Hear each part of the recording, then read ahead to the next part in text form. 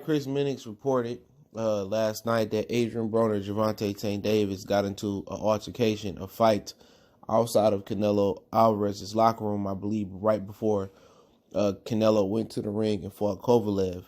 And Steven Espinoza is saying it's all cap. Let's talk about it. We back. Goodfella Sports TV. It's your boy CJ Goodfella.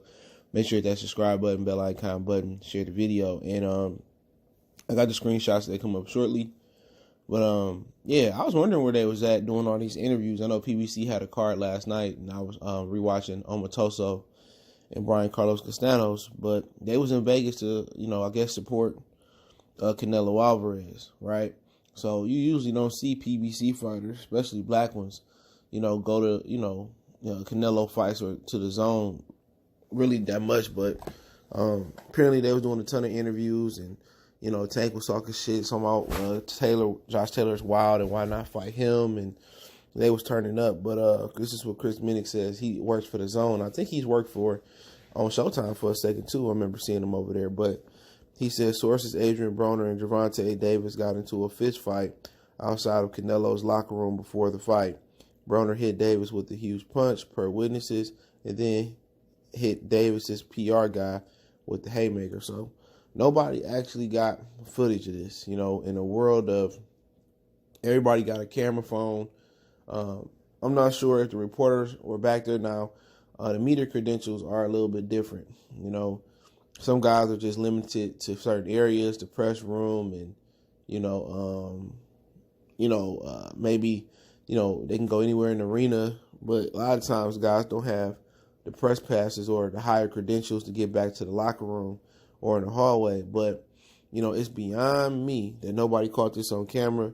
And we're gonna talk about what Steven Espinoza said, and this might be something for the Zone to get clout. The Zone had a horrible night last night. Canelo Alvarez and Kovalev, they waited on UFC 244. They streamed 244 in the arena for the fans while they waited. So, in my opinion, it was a huge setback last night for at least for boxing. Waiting on UFC, Floyd and Manny Pacquiao never would have done that. But you know what? I wouldn't put it past Broner and Gervonta to get into a fist fight. They out here supporting Canelo Alvarez. They've been out here capping, out here dancing and raccooning for Canelo. Canelo this, Canelo that, and then they get down there. I doubt if they did this. They get down there and then they start acting like fucking complete retards. You know what I'm saying? And making the black people look bad in front of all them Hispanics and all them white folks, man. But, I'm surprised Fight Hype ain't got the footage. If they ain't got the footage, I don't believe it.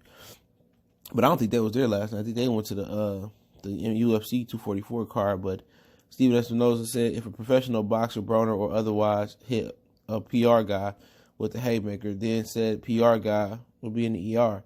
Having seen and spoken with the PR guy, that never happened. Worry about the disaster of a telecast before you're trying to distract with false stories. So I definitely gonna probably believe Steven Espinoza. I don't believe it happened. You know what I'm saying? And at the end of the day, why would Adrien Broner and why would Gervonta Tank Davis jeopardize this fight coming up December 28th in Atlanta? And bump heads. Now they got into it each other before. They go back and forth. I don't know if anybody was alcoholed up or feeling themselves, but it didn't seem they was drunk when I seen their interviews. And it is what it is. Guys get tired of each other, but I believe Steven Espinoza, man.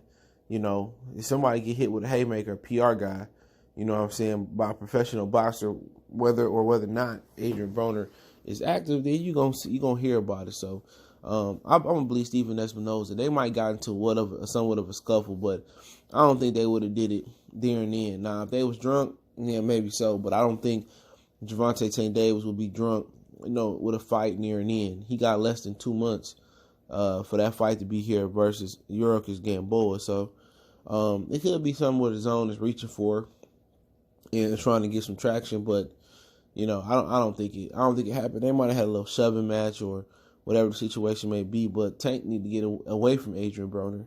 The one good thing Adrien Broner can bring to the table for him is what not to do. And also, he fought everybody, and Tank don't fight nobody. But, it is what it is, man. But at the same time, Gervonta jeopardizing his fights. You know, he jeopardized his career to take his own par to fight for three times a year. And if Adrien Broner would have cut Tank or hurt Tank and he couldn't fight, then you know it is what it is. They just don't need to be around each other, man. First they trying to kiss each other, Tank put him in the headlock and all of that. But hey, they grown men. They know who and who not to hang around. And you know, that's what it is. But I'm just, if they did this shit, it's just making black people look bad, black fighters look bad at Canelo fight. You know, don't go over there with all them Hispanic people and news outlets and do that. But I don't believe they did. I think they capping for viewerships. You know what I'm saying? The zone. But hey, it's Goodfellas Sports TV. Don't forget we on Facebook, Instagram, Twitter. Reach out to the email if you got business, question, inquiry, sponsorship, video requests. Keep sharing the videos. Want to make a donation, link, subscription. Best way to donate, share the video. Don't forget we on Facebook, Instagram, Twitter. Reach out to the email. All the social media links in the description. One time for the one time. Goodfellas Sports TV.